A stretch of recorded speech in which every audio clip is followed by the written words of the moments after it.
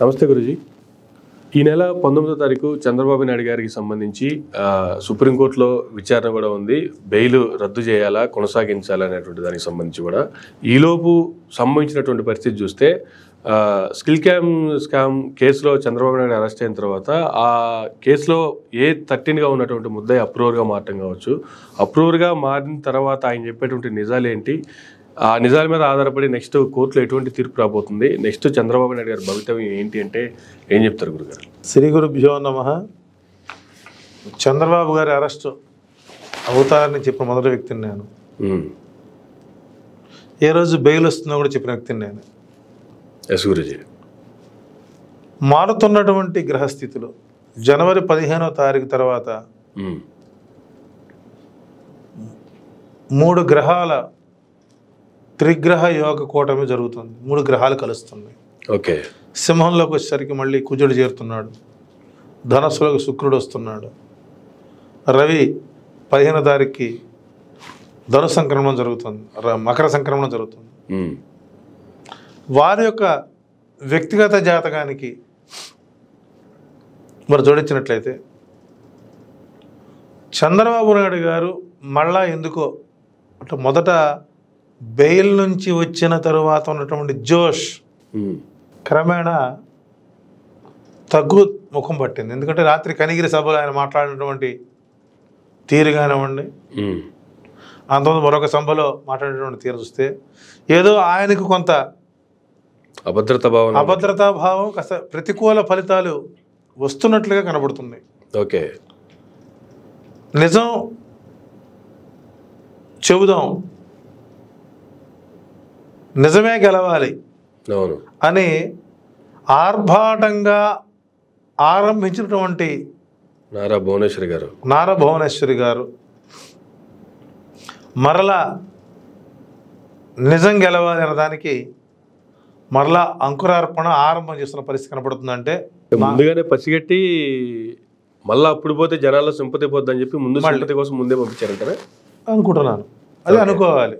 అంటే ఆయన కష్టం వచ్చినప్పుడే నిజం గెలవాలి, వీడప్పుడు అసత్య ప్రచారమే జరగాలి అన్నట్టు. సో అంచనా ప్రకారం జనవరి 19 కూడా ఆ రోజు ఆయన కాస్త ప్రతికూల ఫలితమే కనబడుతుంది, లేదా మరొక వాయిదా వేసే అవకాశాలు ఎక్కువ ఉన్నాయి. ఓకే. సో ఏదైనా సరే ఫిబ్రవరి 14వ తారీఖు వరకు చంద్రబాబు నాయుడు గారికి కొంత గడ్డు సమస్యలే ఎదురయ్యే అవకాశాలు ఎక్కువ ఉన్నాయి. ఓకే. దాన్ని దృష్టిలో పెట్టుకుని ఆయన ప్లాన్స్, ఈక్వేషన్స్ మళ్ళీ కొద్దిగా స్టాండ్ బై చేస్తున్నారు. కాబట్టి నా అంచనా ప్రకారం ఆయనకి ప్రతికూల సమయం జనవరి 19 నుంచి ఫిబ్రవరి 14 వరకు కొనసాగే అవకాశాలు ఉన్నాయి. రేపు జడ్జిమెంట్ ప్రతికూలంగా వచ్చిన ఆశ్చర్యపోకలేదు, లేదా వాయిదా పడవచ్చు.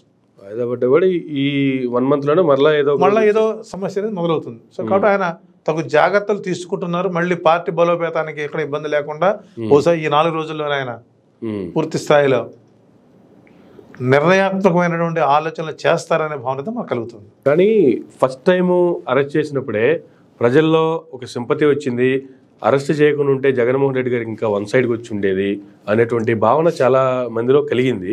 కానీ ఈ భావన ఇప్పుడు మరలా ఎలక్షన్స్ ముందు, అప్పుడంటే ఎలక్షన్స్కి 6 నెలల టైం ఉంది, కానీ ఇప్పుడు ఎలక్షన్స్కి 2 మంత్స్ 3 మంత్స్ కంటే ఎక్కువ టైం కూడా లేదు. ఈ టైంలో మరలా ఒకవేళ చంద్రబాబు నాయుడు గారు బెయిల్ క్యాన్సిల్ అయ్యి జైలుకి వెళ్లాల్సిన పరిస్థితి వస్తే అది టీడీపీకి లాభం అంటారా, నష్టం అంటారా? అంటే యాక్చువల్గా ఈ మధ్య ఒక సర్వే వచ్చింది sir, mood of Andhra voter సర్వేని వచ్చింది. ఆ క్యాలిక్యులేషన్లు ఎక్కడ కూడా చంద్రబాబు మీద సింపతి ఉందని పెట్టిన ఓటింగ్లు ఎవరు కూడా ఎక్కువ శాతం ఆయనకి ఇవ్వలేదు. ఓకే. అవినీతి కేసుల్లో రాజకీయ నాయకులకి ఎప్పుడు కూడా సింపతి రాదు. అలా సింపతి వచ్చుంటే 2014లోనే జగన్మోహన్ రెడ్డి గెలిచుండేవాడు. ఓకే. 16 నెలలు జైల్లో ఉన్న వ్యక్తి గెలిచుండేవాడు. అలిపిరి బాంబ్ బ్లాస్ట్లో కనుక సింపతి వచ్చుంటే ఆ స్థాయిలో రాజశేఖర రెడ్డి గారు ముఖ్యమంత్రి అయ్యేవాడు కాదు. ఓకే. కాబట్టి ఇక్కడ సింపతి అనేటువంటిది ఆర్థిక వనరులపై వచ్చేటువంటి కేసుల మీద రాదు. కాబట్టి ఈ చంద్రబాబు నాయుడికి అరెస్ట్ మీద సింపతి అయితే ఆంధ్రప్రదేశ్లో లేదు అనే భావన అయితే ఉంది, నాకు తెలుసు. ఓకే. సో కాబట్టి రాబోయే రోజు నెల రోజుల పాటు జనవరి 18 నుంచి ఫిబ్రవరి 14 వరకు ఆయనకి కొంత వ్యతిరేకమైనటువంటి పవనాలు ఇస్తున్నాయి కాబట్టి తగు జాగ్రత్తలు తీసుకోవాల్సింది మనం చెప్పచ్చు. కానీ జాగ్రత్తలు అయితే తీసుకుంటున్నారు. ఒక పక్క నారా భువనేశ్వరి గారిని మరలా నిజం గెలవాలి పేరుతో ఎవరైతే ప్రాణాలు కోల్పోయారో చంద్రబాబు నాయుడు జైలుకి వెళ్ళిన తర్వాతని ఆ ఫ్యామిలీని పరామర్శిస్తూ ఉన్నారు. కానీ క్రమంగా పవన్ కళ్యాణ్ గారికి ఈ మధ్యకాలంలో చూస్తే గత కొద్ది రోజులుగా ప్రయారిటీ తగ్గుతూ వస్తుందా లేదా తగ్గిస్తున్నారా అంటే ఏం చెప్తారు? గతంలో ఉన్నంత ప్రయారిటీ ఇప్పుడు కనిపించట్లేదు. జనవరి 19వ తారీఖు వచ్చే తీర్పును బట్టి పవన్ కళ్యాణ్కి ప్రభావం తెలుస్తుంది. ఓకే. ఒకవేళ బెయిల్ రద్దు అయితే జనసేనకు హైప్ ఇస్తారు, బెయిల్ రద్దు కాకపోతే జనసేనను పక్కన పెడతారు. సో డెడ్ లైన్ జనవరి 19. పవన్ కళ్యాణ్ తెలుగుదేశం పార్టీ అలయన్స్ విషయాలు బయటకు వస్తాయి. ఏదైనా జనసేన అవసరానికి వాడుకునే దానికి క్రమేణా అంటే మనకి మొదలు చూస్తున్నాం కదా, బాహుబలిలో కట్టప్ప పాత్ర పోషిస్తున్నారు, ఈయన ఇంకా తెలుసుకోలేకపోతున్నాడు. చివరి క్షణం వరకు ఏదైనా అది కాంగ్రెస్ పార్టీ జీన్స్ అయితే చంద్రబాబు నాయుడు చివరి క్షణం వరకు వాళ్ళు ఏది తేల్చరు. అవును. సో ఆ స్ట్రాటజీ వ్యక్తి కాబట్టి పవన్ కళ్యాణ్కి చివరి క్షణం వరకు మనుషులను ఎత్తుక్కునే అవకాశం కూడా లేనంత సమయం ఇచ్చి నీ దారి నువ్వు చూసుకో అనే మాట అనకుండా ఉంటే చాలు. ఓకే. ఇదే జరగబోతుందంటారా? 100% అండి. ఓకే. ఒకవేళ బెయిల్ రద్దు అయితే నెక్స్ట్ జరగబోయే రాజకీయ పరిణామాలు ఏ విధంగా ఉంటాయంటే ఏం చెప్తారు? అంటే దీనివల్ల సింపతి అయితే రాదు, ఏదో వస్తా అప్పుడు కాస్త ఆ టయానన్నా కదా పవన్ కళ్యాణ్ ఉపయోగించుకుంటే బాగుంటుంది. ఓకే. అప్పుడు కూడా జైలు దగ్గరికి వెళ్ళి నేను నీకే మద్దతు పలుకుతున్నాను అనుకోండి, ఈ కాపులు తిరగబడి కొడతారు. ఇంకా మొదలు చేసిందే తప్పు. ఆ రోజున రోడ్లపై ఇప్పుడు పొరలాడే కంటే ఐఎమ్ కమింగ్ టు 175 సీట్స్ అంటే ఈరోజు తెలుగుదేశంలో కూడా జనసేనకి సపోర్ట్ చేసేవాడు. ఓకే. ఈయన తగుదనమ్మా అని పెదముత్త ఏది మాదిరిగా పోయి మా ఇద్దరు కలిసి పోటీ చేస్తున్నా అంటే ఆయన అడక్క ముందు ఈయనే చెప్పేశాడు ముందు. అంటే ఈయనకున్న బలహీనతలు ఏంటో అర్థం కావడం లేదు. అయితే ఈయనకి సంబంధించిన బలహీనతలు ఏమన్నా తెలుగుదేశం పరిస్థితులు ఉన్నాయా, ఓకే, అవి చూపించి ఈయన భయపెడుతున్నారా అన్న సందేహం అప్పుడప్పుడు నాకు కలుగుతుంది. కాబట్టి చంద్రబాబు అరెస్ట్ అయినంత మాత్రాన అరెస్ట్ కానంత మాత్రాన అధికారంలో మాత్రం మార్పు అయితే రాదు.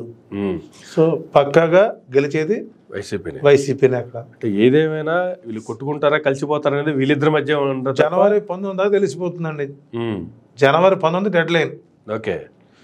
బెయిల్ రద్దు అయింది అంటే జనసేన దగ్గర తీసుకుంటారు, బెయిల్ రద్దు కాలేదు అని అంటే జనసేన పక్కన పెడతారు. ఓకే. సో ఇదే సార్ రెడీ టు